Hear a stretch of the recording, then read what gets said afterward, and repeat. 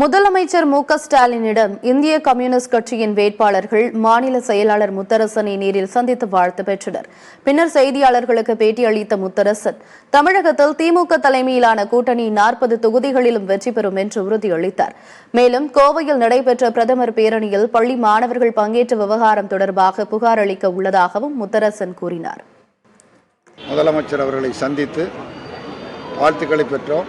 வாழ்த்துக்களை தெரிவித்திருக்கிறார்கள். வெற்றி உறுதி என தெரிவித்திருக்கிறார்கள்.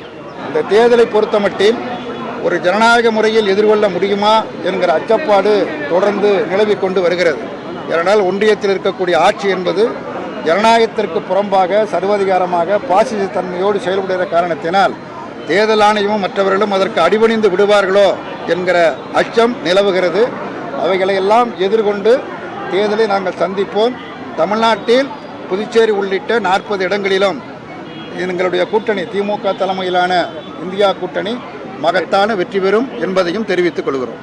நாட்டினுடைய பிரதமர் நரேந்திர மோடி இந்த தேர்தல் விதிகள் அனைத்தையும் அப்பட்டமாக மீறுகிற வகையில் தொடர்ந்து அவர் தனது பிரச்சாரத்தை மேற்கொண்டு வருகிறார்.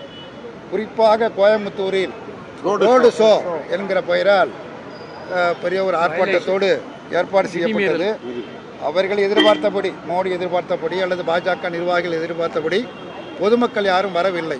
அதற்கு மாறாக பள்ளி குழந்தைகளை கொண்டு வந்து தெருவில் நிறுத்தி அவர்கள் வரவேற்பு கொடுப்பதை போல செய்திருக்கிறார்கள். இது அப்பட்டமான விதிமீறல் ஆகும். இது குறித்து நாங்கள் தேர்தல் ஆணையத்திடம் புகார் தெரிவிப்போம். இந்த புகாரின் மீது மோடியின் மீதும் பாஜக நிர்வாகிகள் மீதும் சட்ட ரீதியான நடவடிக்கை எடுக்க வேண்டும் என்று இந்திய கம்யூனிஸ்ட் கட்சியின் சார்பில் நாங்கள் வற்புறுத்தி கேட்டுக்கொள்கிறோம்.